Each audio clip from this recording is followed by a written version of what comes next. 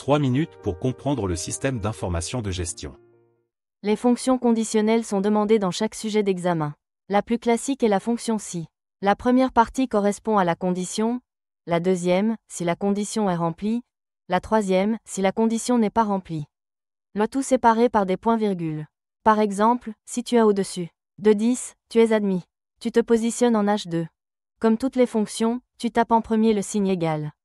Si la moyenne est supérieure à 10, alors on écrit admis entre guillemets. Sinon, tu écris refusé. Ensuite,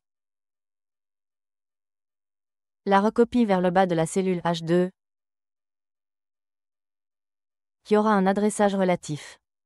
Par exemple, dans le sujet de 2023, il fallait indiquer la meilleure méthode dans la colonne G en fonction du plus faible taux d'erreur. Le raisonnement est le suivant.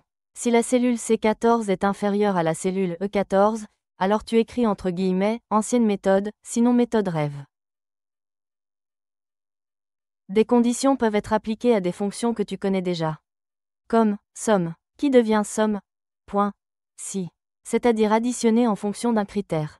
La première condition porte sur la colonne qui contient le critère. La deuxième détermine le critère à prendre en compte. Enfin, la troisième condition n'est utilisée que si les données calculées sont dans une colonne différente que celle du critère. Dans le sujet de 2023, la liste des cépages était en colonne C. Le critère du cépage était indiqué en I14. La colonne I contient les éléments à additionner. La démarche est identique avec NB.si, qui est l'une des fonctions statistiques, permettant de compter le nombre de cellules qui répondent à un critère, avec une syntaxe identique. Le sujet de 2021 veut déterminer le taux de performance, calculé par le rapport entre le nombre de cas OK de F24 à F31 et le nombre de cas où l'objectif a été mesuré de D24 à D31. Voici les fonctions conditionnelles que tu dois connaître. Retiens que la fonction si peut s'imbriquer dans une des deux dernières parties de la fonction.